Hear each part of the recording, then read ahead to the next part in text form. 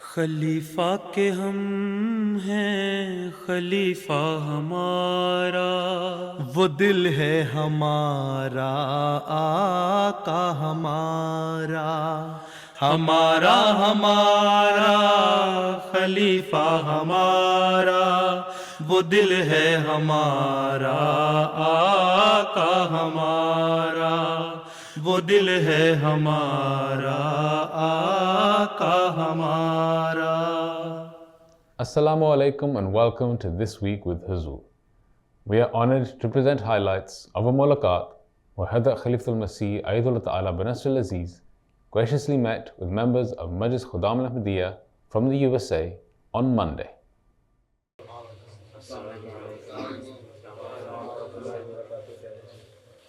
On Monday, Khuddam from Virginia, United States, were blessed to have a mulaqat with Hazrat Amir al-Mumineen Ayyadullah Ta'ala bin Nasr al-Aziz. The Khuddam had travelled especially for the mulaqat which took place in Islamabad. All Khuddam had the opportunity to speak to Huzur Anwar and introduce themselves. The attendees also had the opportunity to ask questions on a range of issues relating to their faith and contemporary issues. My question is, many people say that they do not need religion to be good and moral people and have integrity. Can beloved Huzur please explain why this is not true and why one needs religion in order to stay on the right path? پچھلے دنوں ہی میں نے ایک جواب میں بتایا تھا، ضروری نہیں ہے کہ جو اچھے مورل والے ہیں وہ ضرور مذہب کے لوگ ہی ہوں، ٹھیک ہے۔ اب بہت سارے کلیم کرتے ہیں مسلمان ہیں، ہم مسلمان ہیں، لیکن کیا کر رہے ہیں یہ مسلمان آج کل؟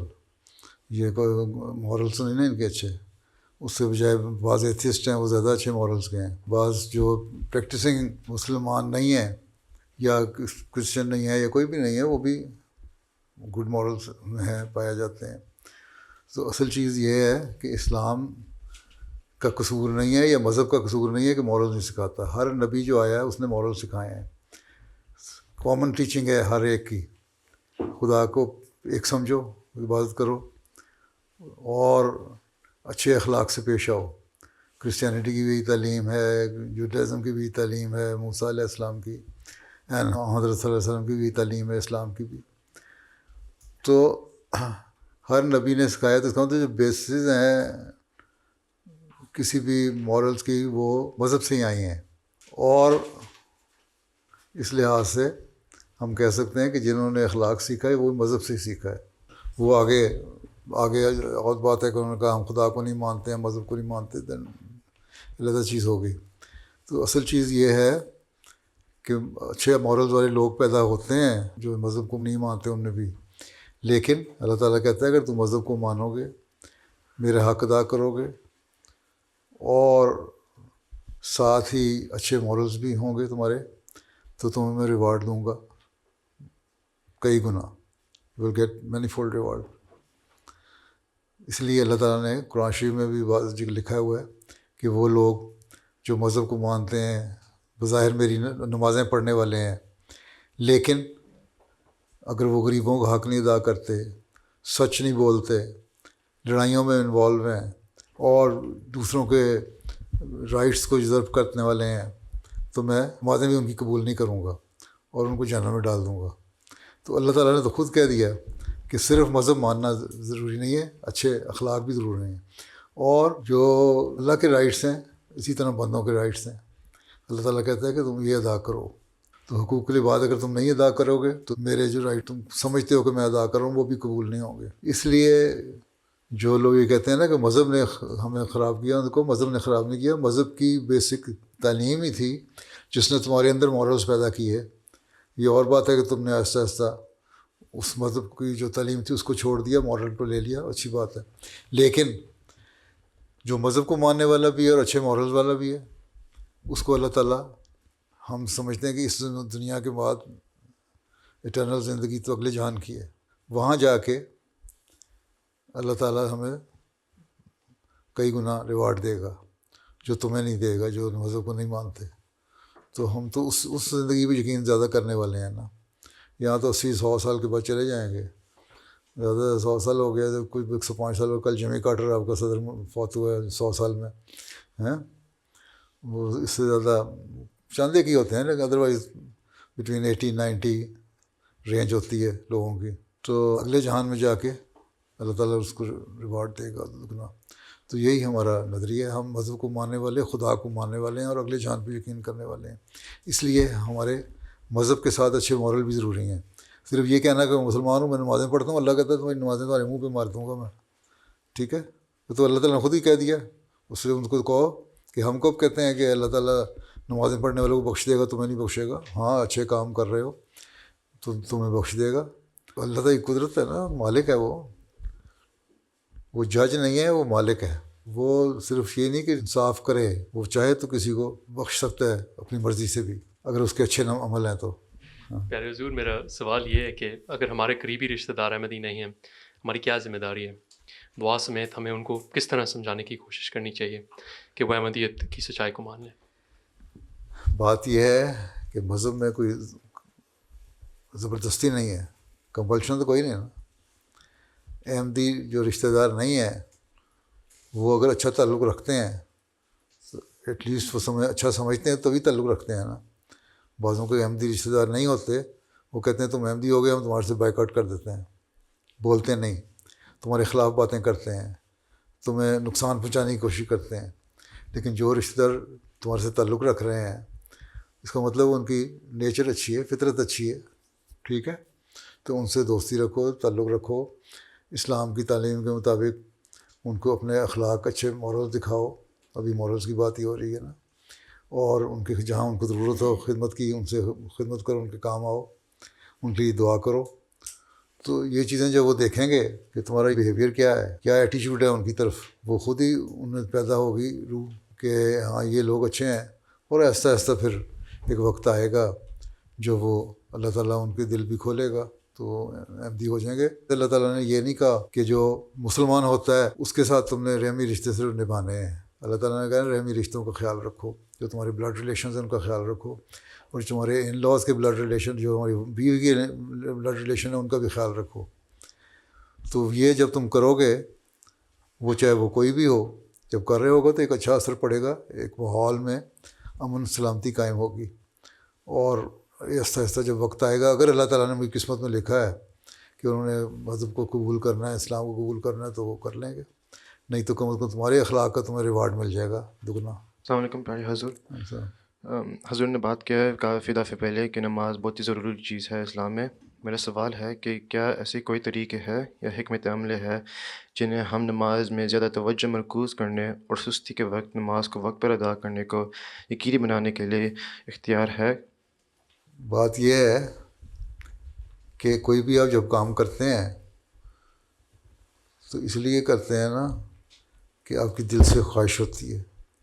ٹھیک ہے، نماز کیوں پڑھنی ہے ہم نے؟ صرف اپنا مقصد کے لیے. دو چیزیں ہوتی ہیں آدمی کے لیے. ایک چیز ہے کسی ٹارگٹ کو اچیو کرنے کے لیے کوئی کام کرتا ہے انسان.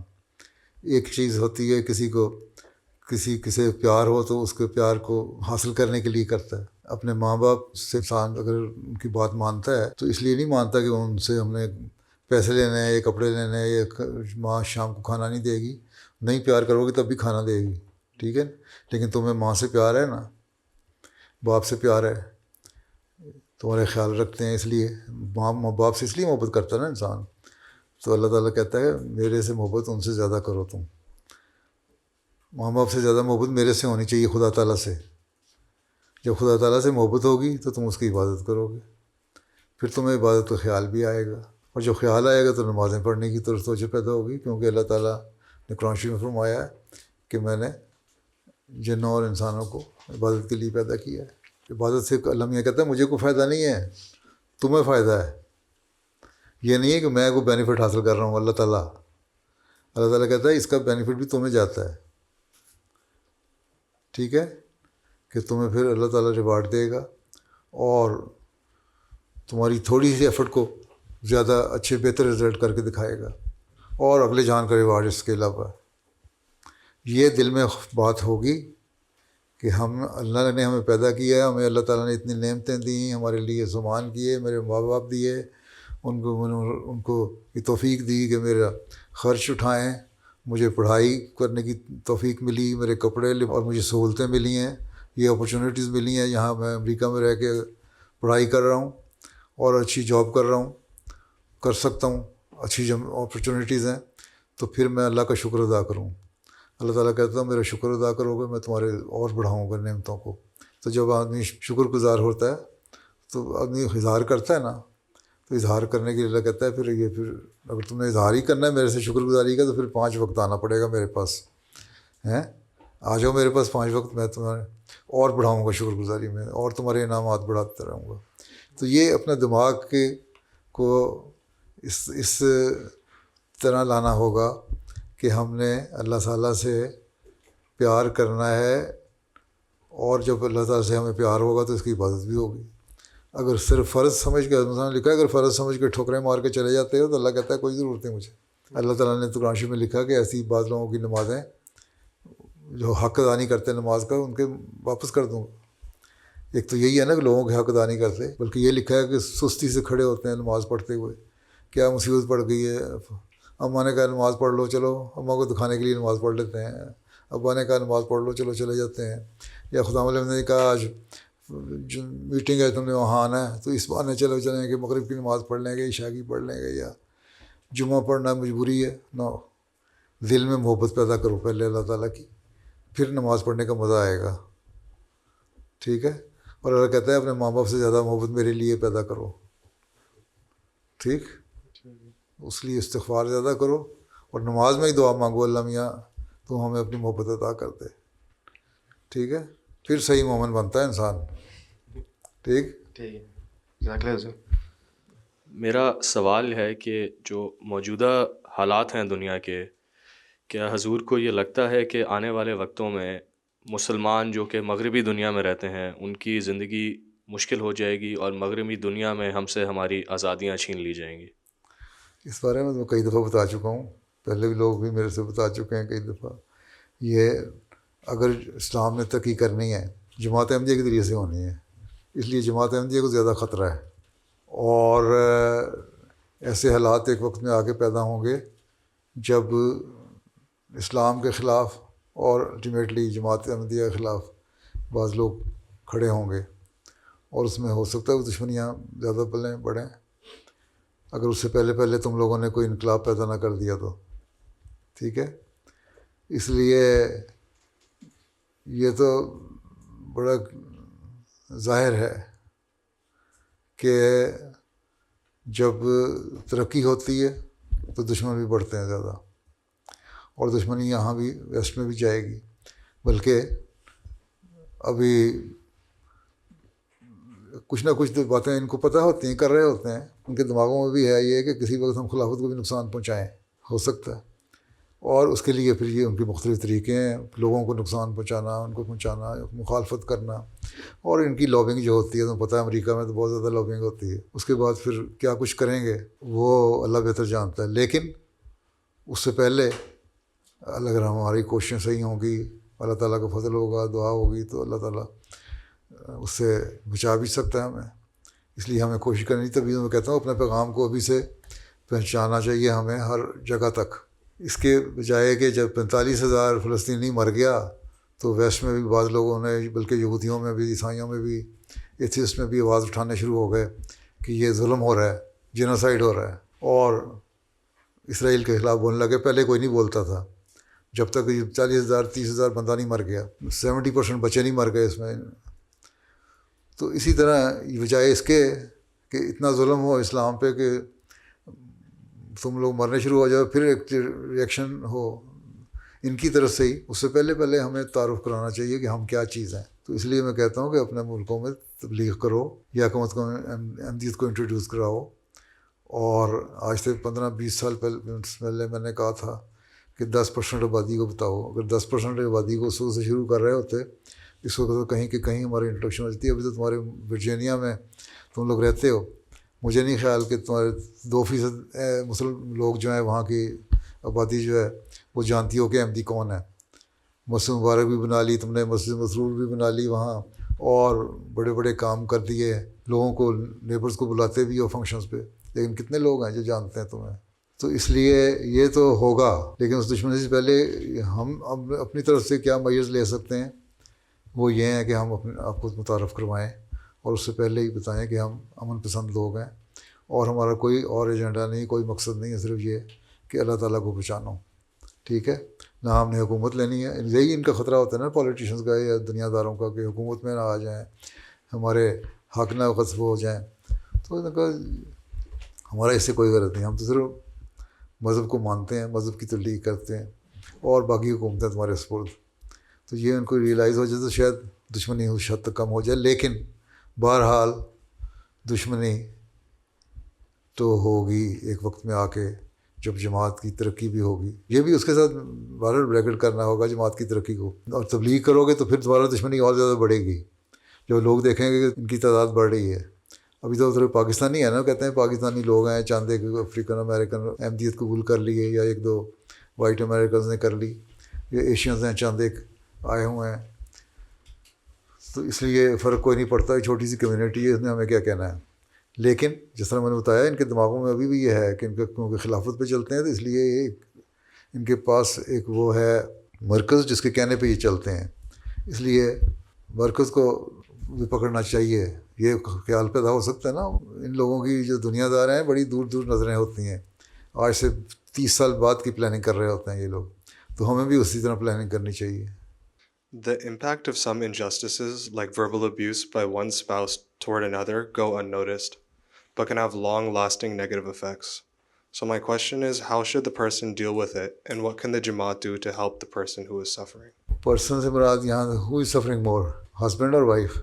زیادہ تر تو یہی کیس ہوتے ہیں, جو ابیوز ہو رہا ہوتا ہے یہی شکایتیں تو مجھے تو یہی آتی ہیں, بیویاں کہتی ہیں خامدوں نے یہ کیا. ٹھیک ہے, اس کے لیے جماعت ان کو سمجھاتی ہے, اس لیے اصلاحی کمیٹیاں بنائی گئی ہیں. یہ مقصد ہے کہ آپس میں جو ہے وہ لجنہ ہے خدام الاحمدیہ, ان کو سمجھایا جاتا ہے. ہمارے رائٹس ہیں, جو ڈیو رائٹس ہیں آپ نے ہسبینڈ وائف کے, وہ ایک دوسرے کو دو. اسپاؤز میں کیوں ہوتی ہے رفٹ پیدا؟ تو میرے سے جو پوچھتا ہے, میں کہتا ہوں اگر دونوں یہ انڈرسٹینڈنگ ہو کہ پرفیکٹ تو کوئی نہیں ہوتا. ٹھیک ہے, کوئی نہیں کہہ سکتا میں پرفیکٹ ہوں تم غلط ہو. اس میں بھی کمزوریاں ہیں, تمہارے پہ بھی کمزوری ہے. Every body has some short comings. تو اس لیے آنکھیں, زبان, کان بند کر لو, ایک دوسرے کی کمزوریاں دیکھ کے, then you will be happy, بڑے خوش رہو گے. ٹھیک ہے, اگر نقص نکالتے رہو گے تو پھر جو ہے رفٹ ہے وہ بہت زیادہ ہو جائے گی. کنفرنٹیشن نہیں ہونی چاہیے زیادہ. تو جماعت کی اصلاحی کمیٹیاں بھی ہیں, اس میں ہونا چاہیے. لیکن خود انسان اگر صحیح مومن ہے تو حق ادا کر رہا ہے. اگر میاں بیوی کا تو کیوں لڑائی ہوتی ہے؟ اپنے آپ کو پرفیکٹ نہ سمجھو, تو بیوی کے حق بھی ادا کرو, اور بیوی کو بھی چاہیے کہ خاوند کے حق ادا کرے. تو یہ تو انڈرسٹینڈنگ ہے, آپ اس کی انڈرسٹینڈنگ ہونی چاہیے دونوں میں. اور جہاں سمجھتے ہو کس وہ کاز آف رفٹ کیا ہے, اس کو حل کرنے کی کوشش کرنی چاہیے. وہ تو تم لوگ خود ہی بہتر جان سکتے ہو نا. جماعت کو تو جب پاس آؤ گے تو بتاؤ گے بھی نہیں نا ساری باتیں. یہ کون بتاتا ہے کہ میرا یہ قصور تھا, اور بیوی کو پتہ ہے کہ میرا یہ قصور, وہ کہے گی یہ کہا کہ نہیں میرا یہ قصور نہیں, یہ بیوی کا قصور ہے. یہ ایک دوسرے پہ الزام لگاتے رہو گے نا, تو یہ تو کیس پھر چلتے ہیں. پھر تو پھر لیٹیگیشن جب چلتی ہیں تو پھر چلتی چلی جاتی ہیں. اس لیے پہلی چیز یہ انڈرسٹینڈنگ اور تقویٰ پیدا کر لو, اللہ کا خوف پیدا کر لو, تو سب کچھ ٹھیک ہو جاتا ہے. پھر جماعت کی اصلاحی کمیٹی بھی کام کر سکتی ہے, اور لجنہ کی بھی, اور خدام الاحمدیہ کی بھی. ٹھیک ہے, ٹھیک ہے. صرف یہ نہ, اسلام یہ نہیں کہتا کہ اپنے رائٹس لو. اپنے اسلام یہ کہتا ہے لوگوں کو رائٹس دو. جب یہ سوچ ہو جائے گی نا دونوں کی, تو کوئی کنفرنٹیشن ہو ہی نہیں سکتی. میرا سوال ہے, کیا حضرت محمد مصطفیٰ صلی اللہ علیہ وسلم کی کوئی خاص دعا ہے جو حضرت مسیح موعود علیہ الصلوۃ والسلام باقاعدگی سے پڑھتے تھے؟ بہت ساری دعائیں علیہ وسلم کی تھیں, حضرت صاحب وقتاً فوقتاً کیا کرتے تھے. کچھ اللہ تعالیٰ نے خود حضرت مسیح علیہ السلام کو سکھا دیں. ان میں ایک درود شریف ہے. حضرت مسیح نے فرمایا کہ درود شریف پڑھو زیادہ. حضرت صلی اللہ علیہ وسلم بھی نبی فرمایا کہ درود شریف کے ذریعے سے تم عزا تک پہنچ سکتے ہو. اور اسی کو ایک مجلس میں حضرت مسیح علیہ السلام نے بڑی تفصیل سے بیان فرمایا, جس میں مفتی محمد صادق صاحب نے کہا کہ میں ہر نماز میں ہر دعا کروں گا, یعنی درود شریف پڑھوں گا. ایسے بڑی اچھی اور کون سی دعا ہے, بڑی اچھی بات ہے, میں بھی یہ پڑھتا ہوں. حضرت مسیح علیہ السلام نے خود, ابھی کل ہی میں نے مثال دی تقریر میں, کہ اللہ تعالیٰ نے کوئی فرشتے اکٹھے ہوئے اور انہوں نے کہا اس کو مقام یہ اس لیے ملتا ہے کہ یہ رسول سے محبت کرتا ہے، اس پہ درود بھیجتا ہے، تو اس کا مطلب سب سے زیادہ درود پڑھتے ہو گے نا آپ کو. یہی دعا تھی جس سے سب کچھ ملا آپ کو. تو درود شریف سے سب اچھی دعا کون سی ہو سکتی ہے؟ اور بہت ساری اور دعائیں ہیں وقتاً فوقتاً حضرت مسیح علیہ السلام پڑھتے رہتے تھے، لیکن آپ نے فرمایا کہ اصل چیز یہی ہے کہ دل میں سے آواز نکلنی چاہیے دعا کی. اس لیے مسنون دعائیں بے شک پڑھو ان کی برکات حاصل کرنے کے لیے، لیکن اصل دعا وہ ہے جو خود اپنی زبان میں کرو، اور خاص طور پہ نماز میں اپنی دعا میں کرو. اس سے پھر ایک اندر سے جوش پیدا ہوتا ہے، اور وہ جو دل سے نکلتی دعا وہ پھر اللہ تعالیٰ کے یہاں قبول ہوتی ہے. ٹھیک ہے، پھر ہم نے اتنا وہ ہو گیا ہوا نا صرف شارٹ کٹ پہ اتنی دعا کر لو. پیروں نے بتا دیا، پیر صاحب نے کہا یہ دعا کر لو تو معاف ہو جاؤ گے، 5 نمازیں نہیں پڑھو گے تو کوئی دعا نہیں کام آتی ہے. پہلے وہ حالت ہی پیدا کرو نا 5 نمازیں پڑھ کے، پھر دعائیں بھی کام آئیں گی. As the mulaqat concluded, the Khuddam were blessed to receive the gift of pens from Hazrat Khalifatul Masih.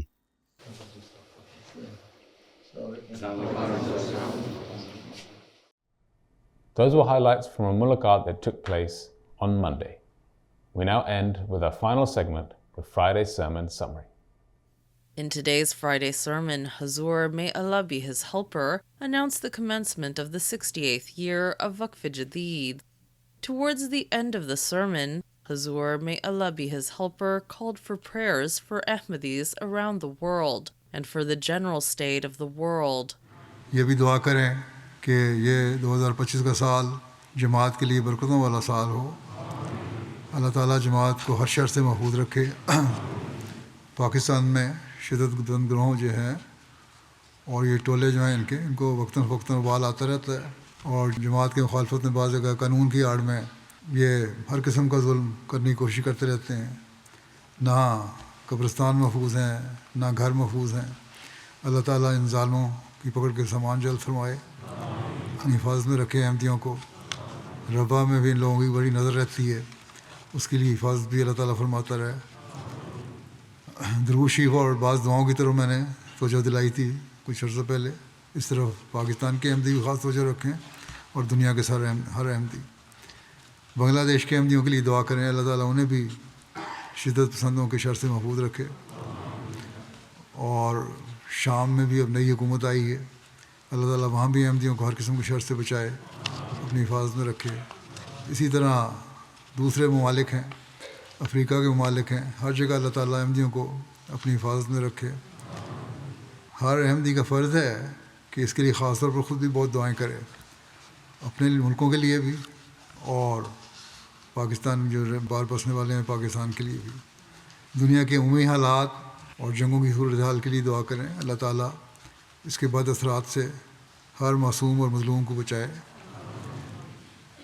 نئے سال پر بڑے جشن مناتے ہیں یہ لوگ، بڑے فائر ورکس ہوتے ہیں، پھلجھڑیاں اڑائی جاتی ہیں، لیکن ہر ایک صرف اپنی خوشیاں دیکھتا ہے، دوسروں کے درد کا انہیں احساس نہیں ہے. یہ غریب لوگ جو ہیں، غریب قومیں جو ہیں، مظلوم لوگ جو ہیں، طاقتور قومیں ان پر ظلم کرتی چلی جا رہی ہیں. اللہ تعالیٰ اس سال میں ان سب طاقتور قوموں کے منصوبے بھی خاک میں ملا دے، اور اللہ تعالیٰ کی وحدانیت کو ہم دنیا میں قائم ہوتا دیکھیں. اللہ تعالیٰ ہمیں بھی اس کی توفیق عطا فرمائے.